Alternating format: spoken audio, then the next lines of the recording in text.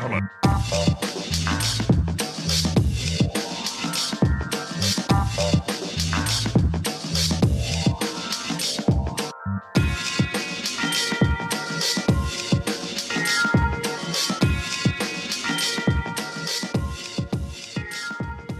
Hey, man, if you kick my ass, it's one thing, but if you break this equipment, you mess with Viacom. You mess with Viacom.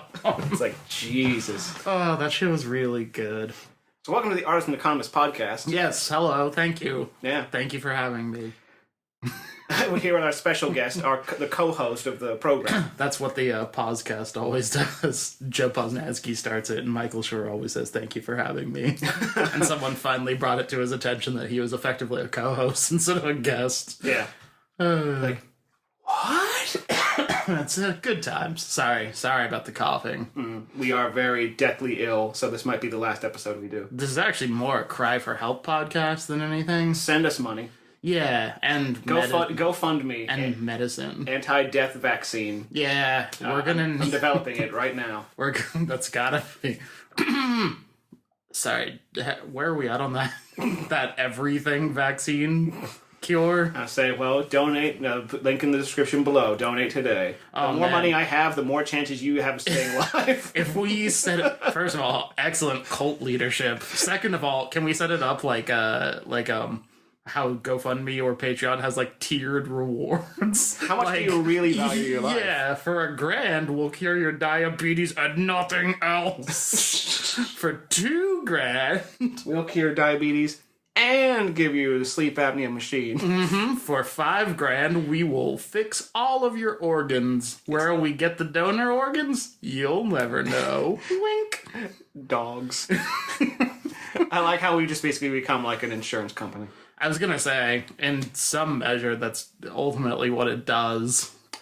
Isn't it sad to think that, like, all of these institutions that have gotten, like, way too massive and way too powerful all started with roughly the same general idea of, like... Help people. Yeah, here's a need, and here's a way to help people. People need to take care of their money. Now we take care of their money and give it all to us. People need to take care of their bodies. Well, we'll only take care of their bodies if they pay enough money. Right. Yeah. Yeah. It's a little sad. It's a cynical reflection of real world issues. It is. It's kind of, that's why I think it's funny when people think about The Simpsons predicting crap. Yeah. Where they're like, well, their jokes are a cynical observation of reality. Like, this is something that is a cruel joke. And then it came to fruition. Ditto when people are like, what's the point of writing The Onion? Like, all of the news headlines are basically what The Onion says anyway. And it's like, well, yeah, that's kind of the point of satire in some sense. You'd hope that there's a sense of humor in somewhere inside where you're just kind of like, oh, that's funny. I remember what smiling and laughter is. But people are so willing to jump on it and, like, politicize and polarize, and no one does any research anymore. So they'll just post an actual headline from The Onion and think, like, token liberal bullshit. Yeah, I saw a thing on Reddit that was a post from The Onion about Tucker Carlson screaming at, like, a 12-year-old girl on his show. Which is a funny, like, it's a funny concept. It's funny to imagine Tucker Carlson inviting a 12-year-old girl onto his show. Cut her mic. And just screaming at her for no reason. You'd think something about her lemonade stand. And migrant workers. And this dude's like, the problem is liberals can't face criticism without resorting, like, turning it into some sort of crazy backlash and violence. And some person's like, dude, come on, did you even watch the interview? And the guy's like, yeah, I watched it. And it's like, no, you didn't. Like, it didn't happen. Clearly. Like, what are you talking? Like, why would you just go to this extreme? No one, I think ultimately, and I truly believe this, 90%, maybe more, of problems in life could be fixed if people were just willing to admit that they were wrong. That's hard. Yeah, it's really hard, and it's so extensive. It applies to everything. Because it's a human condition. Like, you always have to be right. You always have to be on top of your game. You always have to know exactly what to say. I think it feeds into the culture we have now where no one talks to each other anymore. They type at one another. They have that time to think. Right. They can search things and just be like, well, I found this credible resource that gives me all of this, even if it's complete bullshit. It makes it... it's the illusion of validity. Yeah, and don't get me wrong, there's value in not being wrong, right? Like, Well, yeah. if you are like, hey, I'm trying to change the tire on my car, but I don't fully remember how to do it. Should I just try, or should I Google it? Yeah. Google it. There's tons of value in it, Absolutely. obviously. But if, let's say, you do like a lot of these people do, and you base an entire belief structure on something, Right. doing it based off half-truths and half, full information, or just completely wrong information, that's how Nazis happen. Totally. And then if you are unwilling to admit that you were wrong, then what's the alternative? The only alternative is you have to double down. You have to just do whatever you can to reinforce that belief system, even if it's more damaging to you. You know how much of work in a standard office is about avoiding pain as opposed to, like, actually benefiting the company? It's a ton. It's gotten to the point where I've been praised for, like, not being the kind of person who takes it personally when I'm wrong just because I want stuff to actually get fixed. And I don't think I should be praised for that. That should be kind of like the That should be the norm. Yeah. It's like if you've got like a quarterback on your team, it's like, man, that guy goes to all the team meetings. It's like, good. He should. He should want to win. Like, Yeah. You shouldn't praise me for this. I think this is why I actually joined the Air Force, because I remember it being at BMT. You joined the Air Force? I also broke my arm. I broke my hand, dipshit. Get the story straight. Anyway, so I was at BMT, and I was listening to my MTI speak about, like, just the benefits of joining the armed forces, and he's like, believe it or not, the military is proof that America as a concept works. We take care of our people, we value a workforce over anything else, and we produce results constantly. And we're striving for better things all the time with the force that we have. So I'm like, that's kind of how every society should be, huh? Totally. So, I don't want to sound cynical, but it's true until you come back and you have to try and deal with a VA hospital. Well, when I have my Santa Claus beard and my aviators and my, vet hat, maybe I'll find that out. But for right now, I Can't box it a vet. I'm with you, though. Like, at the core, I'm with you. That's all those things that are emphasized, right? Yeah. And leave no one behind. Mm-hmm. And we'll get more into that in a bit here. I think that's kind of the reason we're here. Yeah, pretty much. So welcome.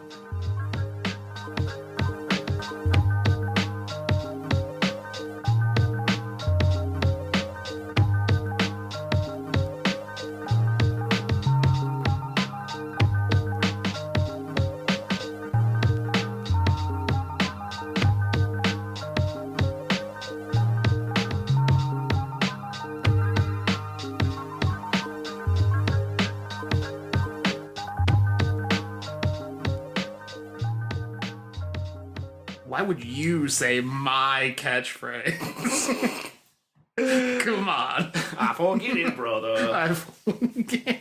You're so stupid, Dwigged. Dwig. All right. But we're getting off track again. We have that entire preamble. That happens a lot. Yep. So to be fair, that's why whenever I ask if there's like a focus or a structure to it, it helps. It helps obviously, and I don't mind the structure, but it lends itself to tangential thinking and expository. Big fancy word. Talk. Big fancy talk. Big fancy talk word. That's the book I'm gonna write.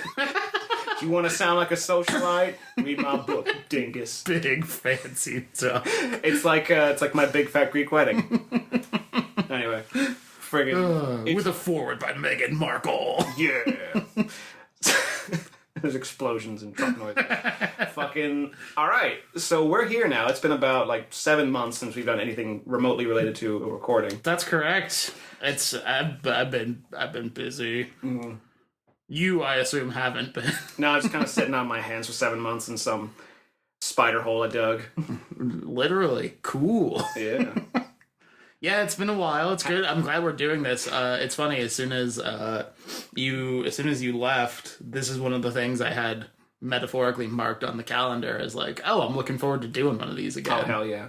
like this is still one of the favorite things I actually like to get together and do. Bro levels, like the not fantasy fictions, and of course the Artist Economist podcast. Hell yeah.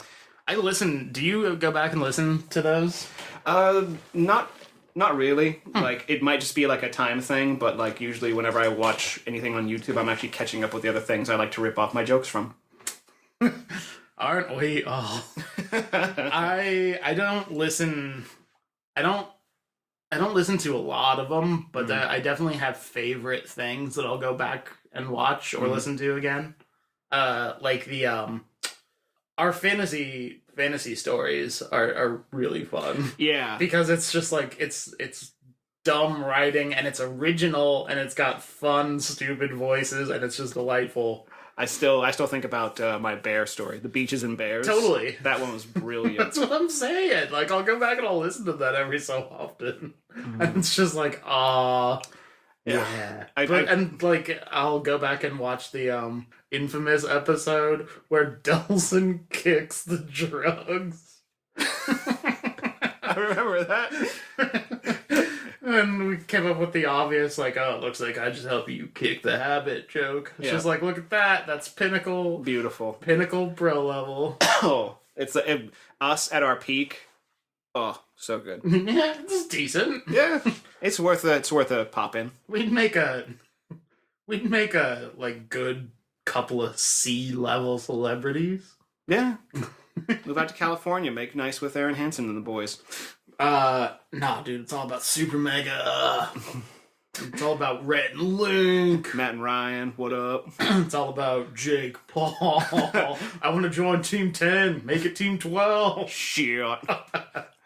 Did you see this is John and Peter Paul. Did you see? Wow, damn. Those guys are fucking apostle style. Did you see Jake Paul put out a thing on Twitter that was like, looking for a video editor to, help do all these videos. You'll get experience, networking contacts, and a lot of real world, like, other perks. And it's, like, obviously unpaid. It's like, dude, fuck you. You are like I hate it when people do that. It's like the whole premise of the Choosing Beggars subreddit. Yep. Which, I mean, say what you will about it being, like, a tiny bit repetitive joke-wise. The premise is still the same. It's like, come on, man. Like, pay people. Yeah. It's, yeah. So, obviously, a lot of things have happened in the 7 months that I've been away. Yeah. So, that being one of them. But, like, just in terms of things I've noticed around here. Mm-hmm. Like, walking around the old neighborhood, like, certain structures are gone. Like, businesses out. Like what? Like the Fit Academy. That didn't last very long. No, it didn't. No. Because it's right next to a Chipotle, so you go binge on Chipotle, and it's like, oh, I need to work out, but I don't feel like it. So you'd think it'd be like, strike gold, but no. Did you ever read in school the short story about the place that, has this, like, super, super impossibly delicious, like, frozen yogurt? No. And you can, like, it's free, and you can eat as much of it as you want. And it's super delicious, but it obviously, like, isn't calorie free. But it's next to this, like, instant weight loss place where they'll make your body look just like it did before, but they'll stick a pin in you somewhere, like, as part of the condition. Does that sound familiar at all? No, not at all, but okay. I'm intrigued. Never mind. I believe the premise was generally... It's a lot simpler to just not go down a path of excess in either direction because people became just as addicted to, going into the weight loss thing. And the story mentions, like, people would get pins in little, like, patterns, so it looked like they had a bracelet. And it was very, I believe the message was meant to be very anti-consumption. Well, the point being, a Fit Academy next to a Chipotle is kind of like a real-life version of that. That would be... Go in there, eat a fucking burrito, be like, I'm done carbo loading. Go to the gym, and come out, dope. Yeah. Fit. Super fresh, super fly. Super funky. Mm-hmm. Yeah, the Fit Academy's gone. But the other thing, too, is at the nearby mall, they have the food court upstairs, and... They had, like, a little, like, beat-off path, like, where, like, the windows are, or it had more general seating. Yeah. That's gone now. It's an arcade. What? It's a straight up arcade. You've been gone. I've been here the whole time. I didn't fucking know that. Yeah, so you go upstairs and there's like this big they got like the Halo arcade game. They got this massive Space Invaders machine where you just shoot like a rail laser at Space Invaders, which is a lot of fun. That sounds awesome. They have like freaking Double Dragon and Bubble Bobble, like some classics up there. I saw X-Men versus Street Fighter. I'm like, what the hell is this doing in a mall? Dude, that's nuts. why would they have even decided to do that? That feels very out of place for like a food court. Well, I mean, because you go to like other malls, like especially in like the late the 90s, late 80s and stuff. You see arcades everywhere. I mean, yeah, I would always see them there, like because like we go to like places we talk about Oregon a lot, so you know where we are. But Lloyd Center used to have like Tilt, and I think it still does, and it's near their like movie theater and stuff in the food court. I don't believe they still do. I'll bet they. I need to check. But anyway, I've been to Lloyd Center, not like recently, but I went there every so often when I worked downtown, right, or in Northeast, I guess. Right. I don't believe it might still be there. Whatever. But yeah, like I'm just noticing some changes around here, and I'm noticing some changes in me. Yeah, that's fair. Pretty clear. I mean, so I don't know. I guess there could be a new listener on this podcast, right? So he was listening to like starting with episode like 25 or 26 before going to the beginning. In which case, hi, hello, welcome. This is what we talk about here. This is. I hope I sound more confident. I feel 4% less confident than when we started. Make it 5%. No, like, oh, what are you gonna do to me? Wear this funny hat so you look silly. Damn it! Now they know. No. Anyway, the talking point that's been on the previous episodes has been my pursuit to lose weight and make the requirements to go into the military, particularly the Air Force. I have joined. Woo! I want to just say, going forward on every single episode now, none of my like things that I say are a reflection of like any type of organization, the Air Force, in particular the military, the Department of Defense, anything like that. Just huge preface statement. Wow. Nothing I say is affiliated with them. Look at you, Captain Consequences. Well, I'm assuming if my supervisor listens to this, which I will not tell him about. Yeah, why would you? Yeah. Hey, check out this podcast Check out my Tumblr. Oh, God. Yeah, so anyway. But I'm saying that now just because, that's just how I feel about it. No, that's a good general disclaimer. For the record, I think my opinions are representative of our government and military, even though I'm not affiliated with them. So I'm going to project. How does that feel? I feel like I'm on thin ice already. But, so, 7 months ago, I finally got my ship date. I was sent off to Texas to do the DMT and go to school. You sure were. Yep, and that was... How was that? How did that feel once you finally left? When I finally left? Yeah.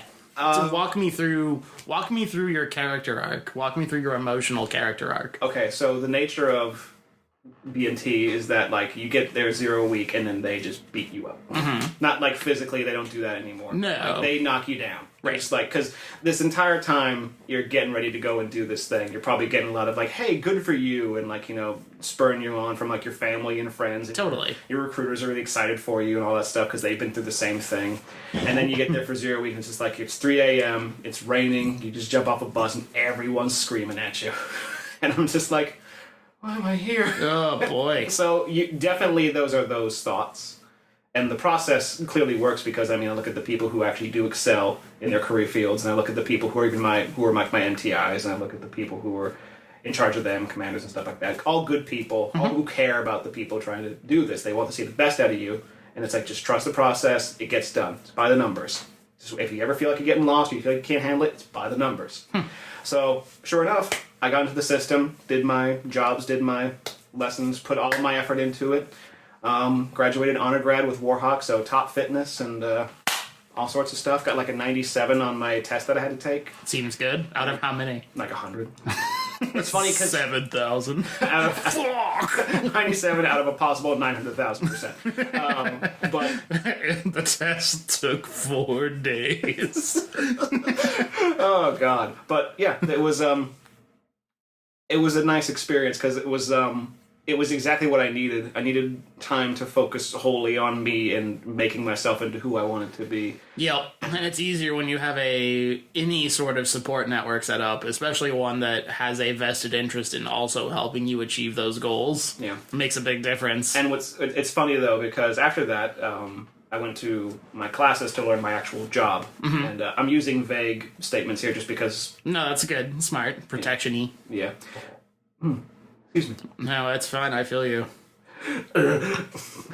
It's, to be clear, one of us elected to drink a Monster energy drink while doing this, and I'm drinking an iced coffee while doing this. I think we both made bad choices. Yep. Here's the bad choices.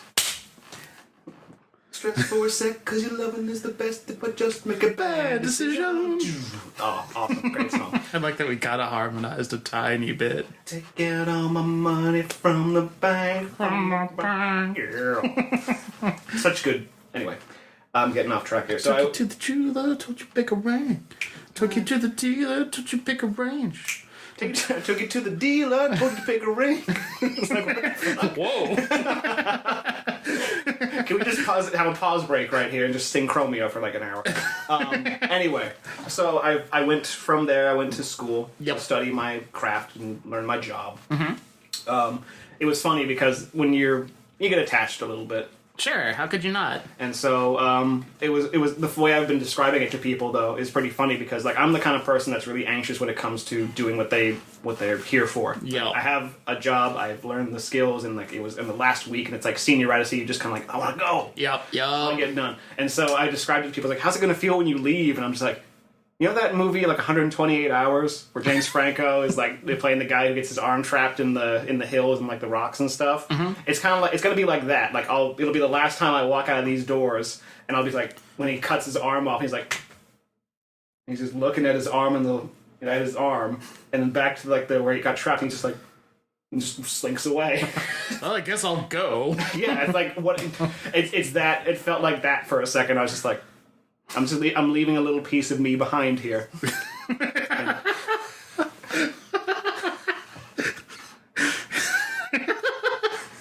It makes sense as a descriptor for what you went through. It would make a terrible pitch for what that movie is like. I just left a little something to remember me by.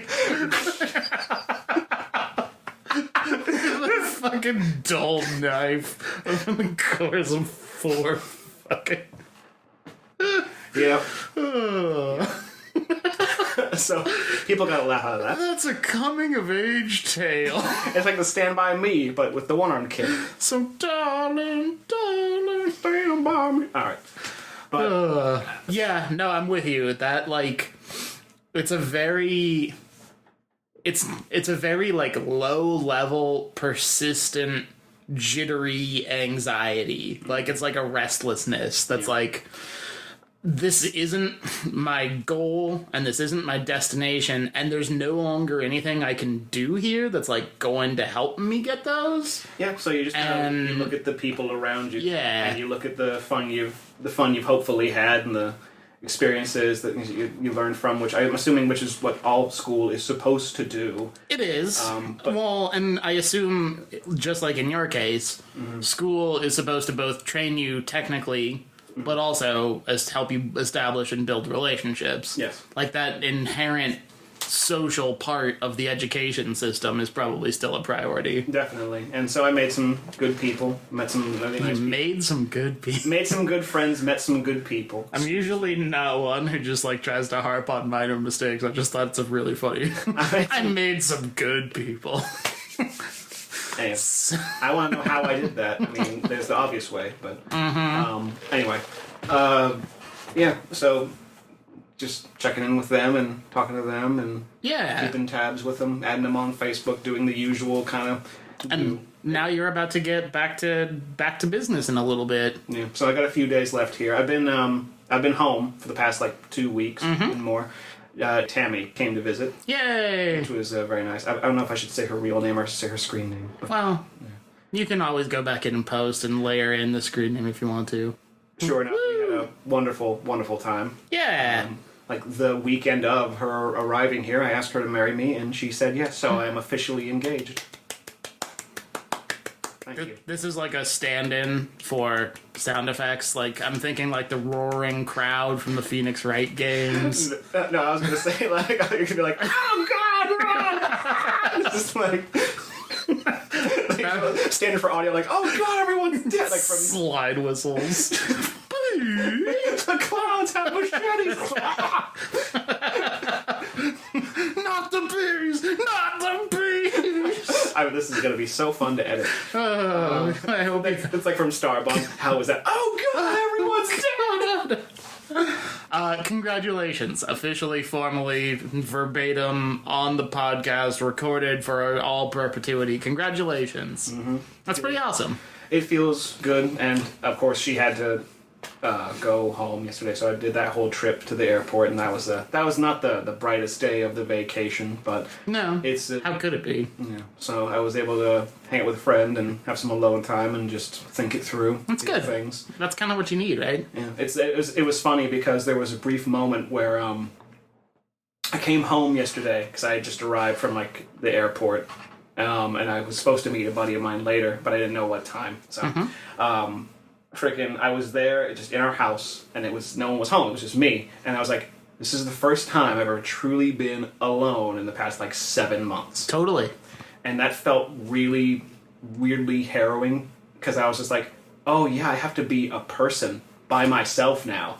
And then that didn't last long because sure enough I got a call. It's like, hey, but where are you? Come meet me. I'm like, okay. But That's weird. It's funny you mentioned that, though. yeah. That's a weird feeling. Yeah. And it's not the same flavor, obviously, but that's a little bit what it felt like when I moved out to Colorado. Yeah. And I moved like right before Thanksgiving. Mm-hmm. And the day itself was like the gist is I didn't have any plans, right? Like yeah.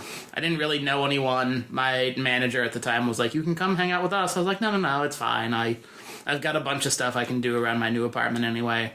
But the general gist was like, oh, this is a day where every time I've experienced it, every other year, it's been, around family, and there's been like a meal, and it's been like it's Thanksgiving. It is what it is. Yeah. And this time, I'm all alone in a new place that I know very little about so far.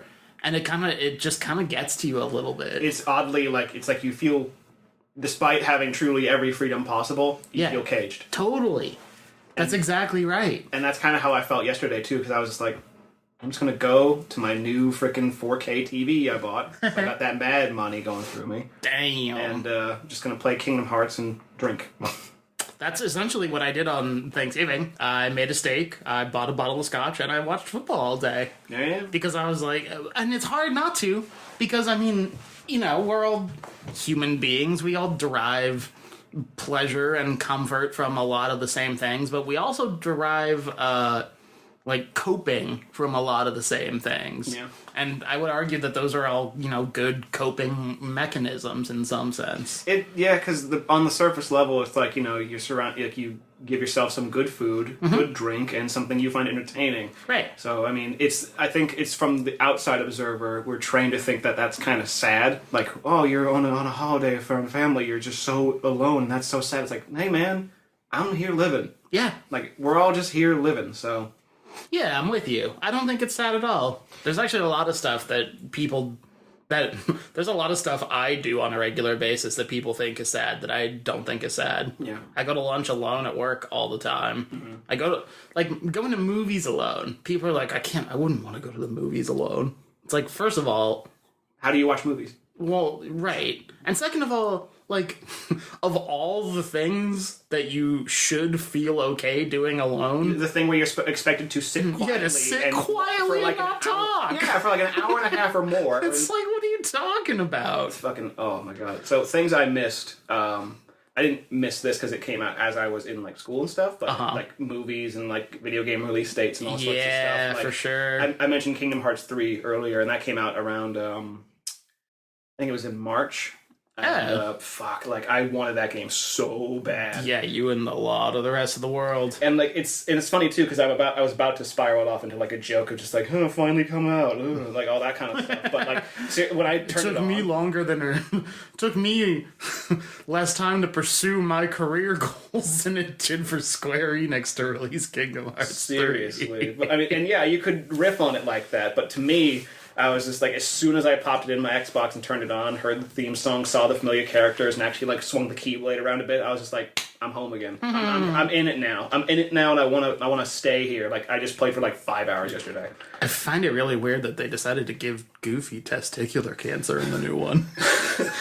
You're my last feeling. Gar. There's nothing to smile about this. He's got the shield in that gets, I can't protect me from this. Yeah, right. Donald, aren't you some type of magician? I shoot fire out of my hands. I can't do a Donald voice. I can't. I was gonna say. I would love to, like, there was, speaking of Donald Duck, the one cartoon I remember loving a lot as a kid is one where, like, he's a door-to-door, like, salesman, and no one listens to him because his voice is fucking annoying.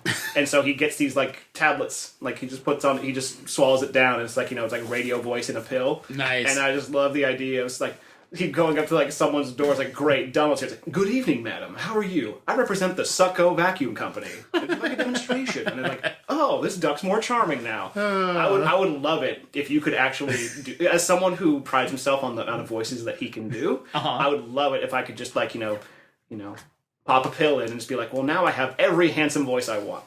I like the idea that if I were a human being,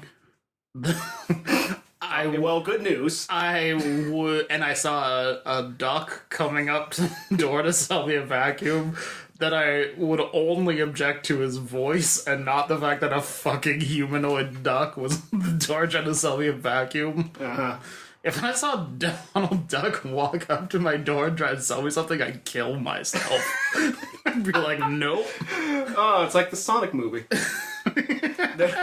When my buddy was... That's a thing that you got to experience the full majesty of outside of basic training. Yeah, when I finally had because they do it in stages. They do it like a DMT or like, you're a trainee doing it. When you get into tech school, it's like, we'll give you some freedoms back so that you stay in line, but you're still like a human being. Right. We expect you to be able to do both. Right. So when I got like my laptop and I was able to watch stuff and talk to Jenna again, we watched that live together and it's like, that's remarkable. I was not bothered. I really wasn't. Really? When the Sonic... Because people showed me... Because I was away when they started releasing, like, pictures. And they were just like, John, we need your opinion right now. Like, because I have a group of friends online and everybody's excited to hear what I have to say about this crap. But, like, they're just like, look at his human legs and look at his... And they're like, railing on it. I'm just like, whatever. Like, I'm fine with it. I'm not bothered. Like, if it came down to it, if I saw... It would make... no less sense to me seeing that in a movie than whatever they're going to redesign it to look like with the gloves and everything else. I mean, I'm with you in that sense, and that's a really good point. But you of all people should understand the value of having an emotional attachment and therefore an expectation of what a character would look like. That's true, but it's also like I like to see things be put by their own merit. So, like, I want things to be judged that way. So, like, there's every chance in the world that there could have been some really cool-looking shots with that character model. And like, on the posters, like, he's running up a building, and he's got the smirk going, and he's, like, looking down, and he looks like he's fast. It's like, in 2D, it looked kind of okay. Seeing it move, some scenes, like the, meow, that shit is a meme for a reason. So, it's human teeth. Oh, God. So, yeah, like... At the end of the day, though, I'm just like, I'm sure there would be fewer moments of that than there would be, like, the actual stuff where he's, like, in a giant ball running a tank down. So. I know this isn't the focus of this podcast. What is? Good point. At this point. As soon as I started that sentence, I was like, well, this is a problem. No, stop! But can we just talk about that trailer for a second? Yes, absolutely. I just want a couple things. Okay. First and foremost... there are at least a half dozen things in that trailer that as soon as I saw it happen, I was like, why have you done this? Why have you done this to me? All right. Can you list them, or do we just want to say Gangster's Paradise right off the bat? Gangster's Paradise is very much one of them. Yep. Why? What business does a Coolio song from the 90s About have being... and that song is not good. That's not a good song. It's not representative of the action. Or what Sonic is as Is a Sonic character. like it doesn't fit? You might as well have picked a Hallelujah. It's it's like going slow motion. I ran 9 million steps today. Hallelujah. Yeah, as soon as Eggman walks on, I heard there was a secret chord. like why? Honestly, you know what would have been better? Recut that trailer, set it to All I Want. See, Or like Live and Learn. Just use Sonic music. okay, that's another thing that bothers me. Mm-hmm. Of all the like fan service type things you could have thrown in the trailer to get people excited, Yeah. they used almost nothing. They used the little Sonic rings at the beginning when the Paramount logo or whatever came up, and I think that's it. Yeah. And he's got like a magical portal ring that he can throw apparently now. Which all right, I'll get to my defense of this after we talk about this. The point being, Gangster's Paradise is insane. Okay. That's one. The fact that they didn't do any real fan service of any kind is insane. Mm-hmm. The fact that Jim Carrey is in it is insane. Why is Jim Carrey in this movie? You know? Why? Who decided that Dr. Robotnik needed to be like a weird amalgamation of like Ace Ventura and The Mask? See, all right. I'll get to my defense later. Is there anywhere else you want to say? All right. What else is there? Are you talking about Jim Carrey's Hitler right now? No, but that's also a funny thing. That was why weren't we recording when we did that? Anyway, the fact that it's got like who is it? Like James Marsden as just like the normal human dude. It's like yeah. Okay, that's fine. Like in every '90s cartoon, you had to have the kid that the audience could relate to. It's like he's a kid hanging out with Sonic. Yeah, but like James Marsden's a grown man and he's like a cop. Like, please, he's a sheriff. oh, okay, sorry, my bad. The point being, just the cast is it's a very interesting cast. It's just like, I don't know. It just felt so many choices were made. It feels like us, you fill in the blank kind of like 3D animation movie. Kinda, yeah. Yeah, so like that's basically it. I could come up with more, but I'd be stretching a little. Look at the Smurfs from like, how long ago that movie came out with Neil Patrick Harris and the Smurfs are in New York. And it's like, oh, what are they doing here? We're in New York. Look at all this funny stuff we're doing. And it wasn't funny.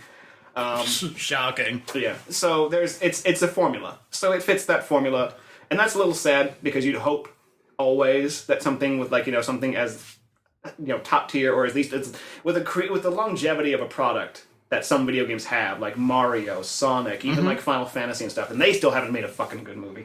It's just funny to me in particular to contrast the trailers of that and Detective Pikachu. Yeah. Because both of them have like a character from a beloved video game brought to life in like CGI. And done in a respectful way versus a what the hell? And both of them have really talented, great, funny people as their main voices. But, like, it's just, like, everything is just, like, a little bit, like, off-brand with Sonic. Like, Ben Schwartz is great just, value. Like, a little bit off-brand of Ryan Reynolds. And Jim Carrey is just, like, a little bit off-brand of, I don't know, whoever else. The thing that threw me off immediately was, like, it's a voice. And Sonic has been in movie, like, Wreck-It Ralph. And it's been voiced by Roger, the current voice actor for Sonic. And he looks like Fred Durst. Anyway, I think that's funny, personally. But I'm getting ahead of myself. I'm tangent. Sonic does? That'd be amazing. Wow! Now these red shoes got a rap for these critics. Anyway, fucking, that's me and my, like, ADD kicking in. Yeah. Fucking, And don't get me wrong, I love Ben Schwartz. But they could have got, like, he's a voice. You could have got Roger for that movie. But they didn't, and I think that's a weird choice. Okay, so I'm going to do, like, kind of my usual defense track here. So, like I said, And don't get me wrong, you don't have to defend it that vociferously. I'm unbelievably excited to see it. Well, like, me too, and I'm excited to see it because I'm a Sonic fan, and I didn't, like, when I said I wasn't bothered by it, like, I'm gonna go see it anyway. Right. Like, at no point are you gonna keep me away from a Hollywood Sonic movie. No way. What would it have taken? It would have taken... Would the trailer literally have had to have been Jim Carrey is a Nazi? I would have still gone to see that. Damn. You know what? If they made, like, Sonic red, I'd be like, what the fuck? I just gave him, like, all the wrong catchphrases. If they put fucking Sonic Chew in it, I don't know. It's a me, Sonic.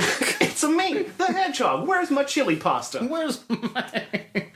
Oh, man. Anyway, but so I'm not going to defend it, like, vehemently. But I'm just going to say, like, in terms of, like, as the Sonic fan of the two of us, like, when I saw it, I was like, okay, I want to see how this goes. I really do. Like, because I couldn't write a better movie, and that's kind of I'm not to put myself down. I'm sure a lot of people could write a better movie. Sure. But, like,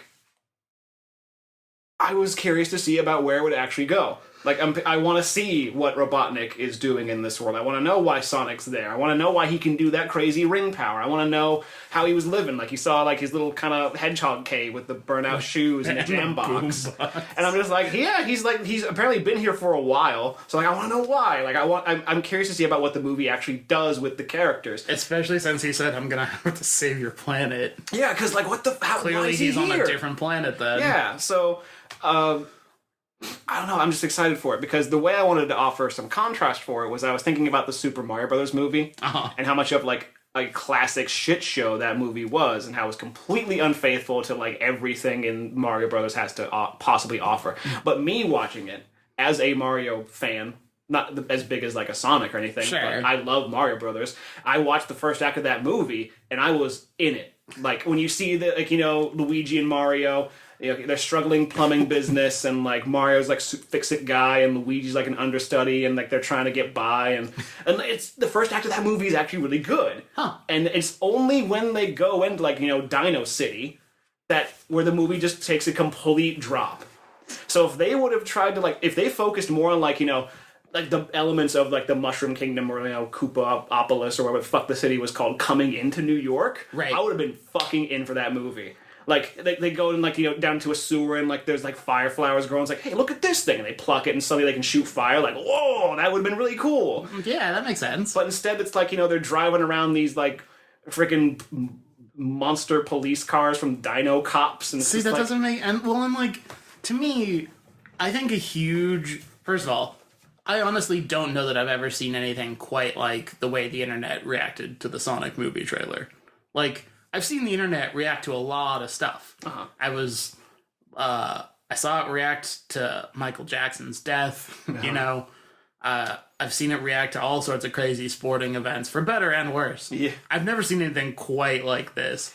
But I think what it speaks to is the importance in capturing what things look like and making that representative. Because, like... a huge part of what makes Mario so fun is it's just visually, like, it's colorful and it's cartoony, and you can bounce off of mushrooms, and there's, like, iconic, like, green and red turtles and everything, and you can't like Christopher Nolan that. No, you can't. I mean, they tried, but... That's what I'm saying. And, like, with Sonic, it's like, if you just gotten Sonic... to look more like the Sonic that's been in all the games, I don't think anyone reacts to the trailer that same way. Yeah. I mean, it still would have looked like a kind of schlocky, boring movie. Right. But it would have had, something nice to look at. Yeah, totally. I think it just speaks to the importance of that. Well, yeah. Like, you've got to get people... Like, so many people were so excited with the Pikachu movie because you saw in the trailer... however many, like, a half dozen Pokemon or whatever. And they all looked great. They did such a good job with it. Mm-hmm. And people were like, oh, okay. Like, I'm on board for this. This premise is still silly. Yeah. And you're not going to get... Okay, well, I'll talk about some other things afterward, but you have any more to say on the Pikachu? No, just the point being, like, I think if you take the time... If they had just taken the time to really, really like, you kind of have to aim right down the middle of the fairway on something like this. Yeah, it's like people... Do you remember when Sonic Boom came out and Sonic looked different and Knuckles looked different? Everyone freaked out, and those still looked relatively the same. And they still looked like... It was funny because the one thing I saw of the internet reacting to the movie, it was just like somebody posted like Boom Sonic and like, tell him you're sorry right now. See, exactly. And it's beautiful. Like the biggest problem that a lot of people, you know, John Hollywood with a cigar in his mouth, is like, you know, this is the hot ticket video game movie. See, we're gonna give it a big complex story, give it a big old budget, and see what we can make happen with this. You don't have to overthink that stuff. Right. You really don't. So aiming down the middle is like, you know, what you're saying. And right down the middle of the fairway, baby. Mm-hmm. So the other thing I was going to say, too, was these movie-going experiences are quite interesting in the terms of Detective Pikachu. Because, like, you'll hear people in the background like, this is going to be the springboard for a Pokemon cinematic universe. I heard that. And I'm sitting back here like, okay, tried and true. Like, if they wanted to do that, that's why Marvel started with Iron Man. Right. Because, like, hey, if we can make a good movie out of Iron Man, we can make a good movie of Thor, Captain America, so on. And people will be more inherently on board. Because Iron Man, like, of all those movies, Iron Man's the most approachable. Yeah.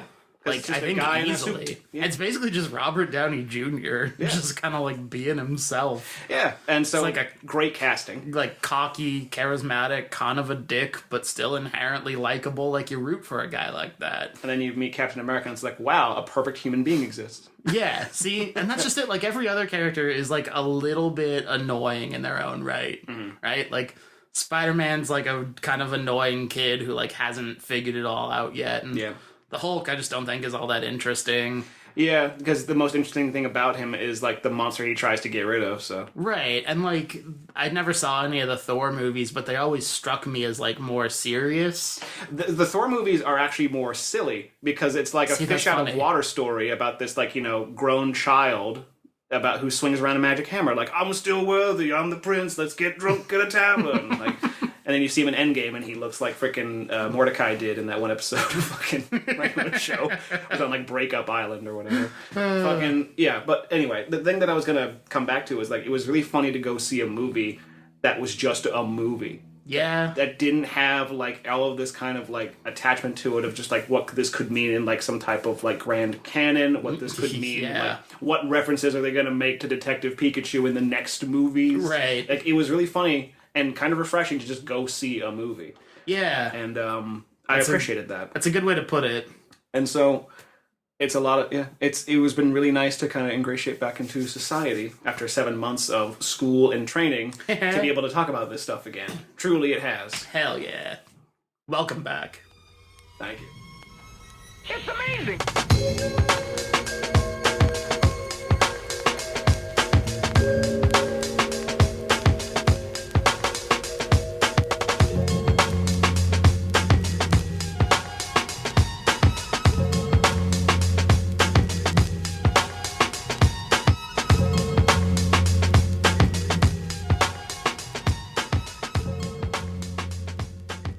Smart.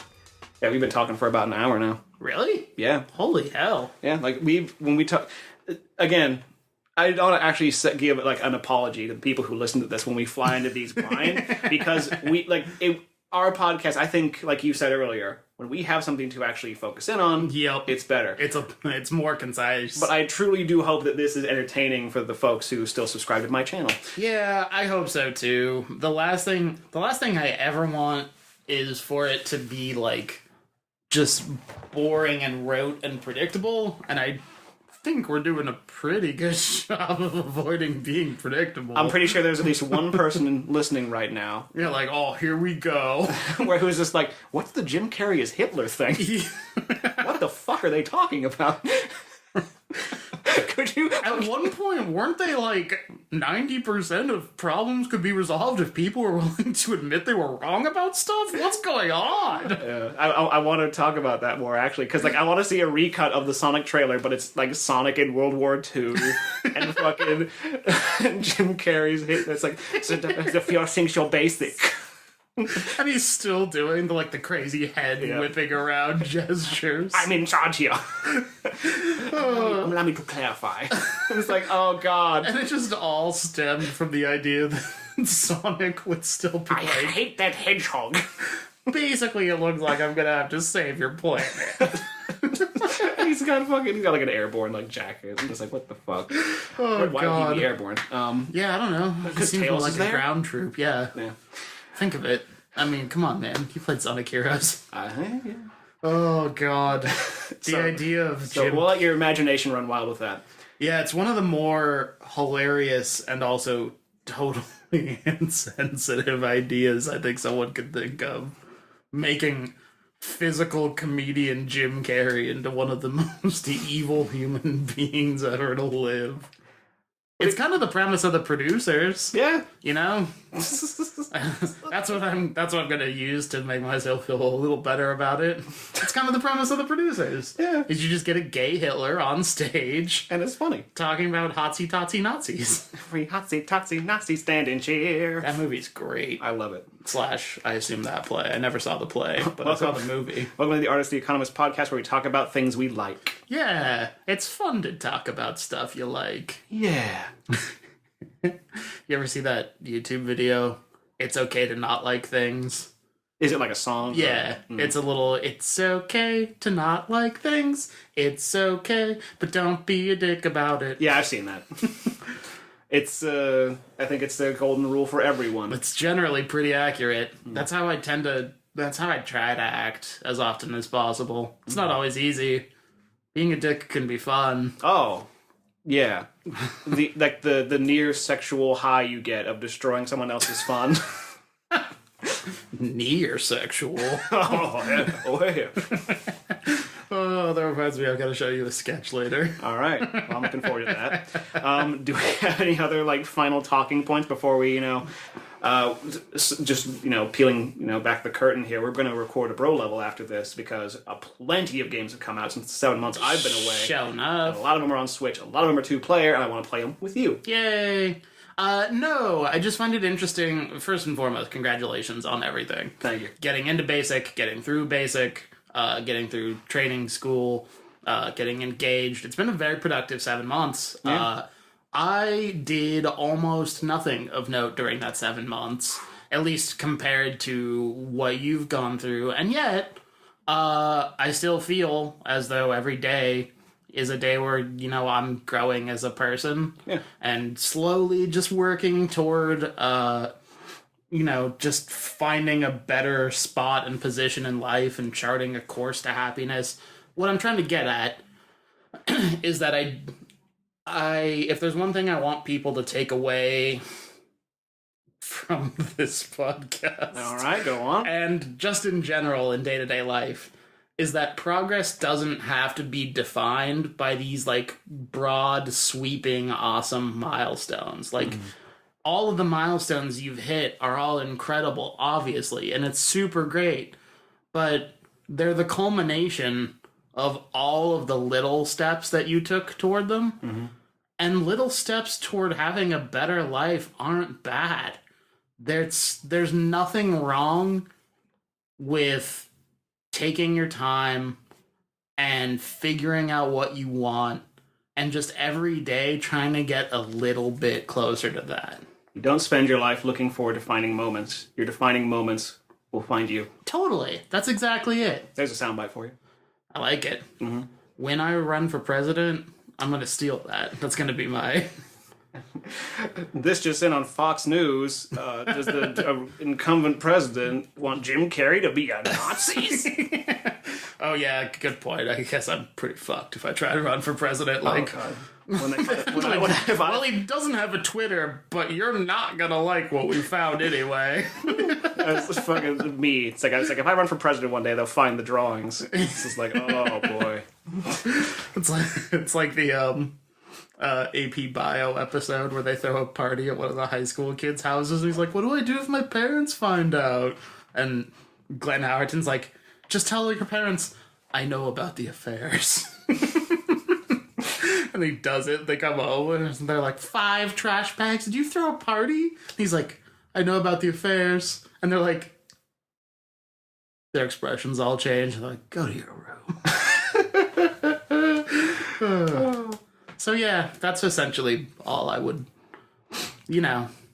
on the here on the virtue signaling hour. What? I'm just kidding.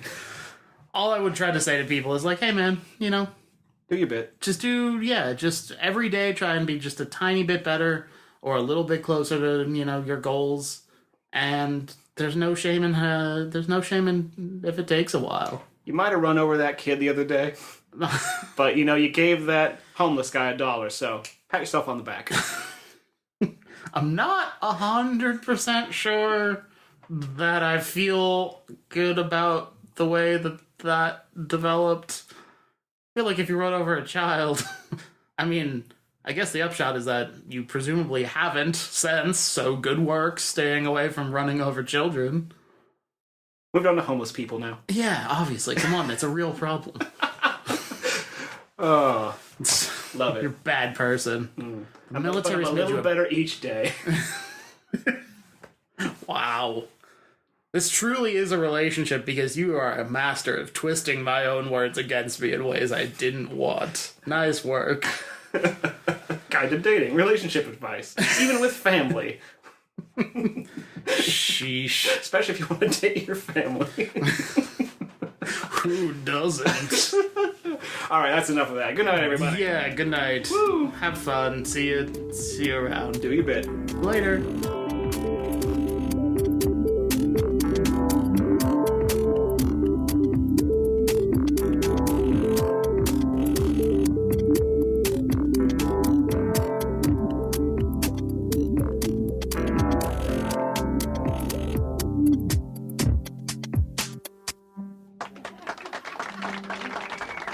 Punks thought they were dealing with amateurs.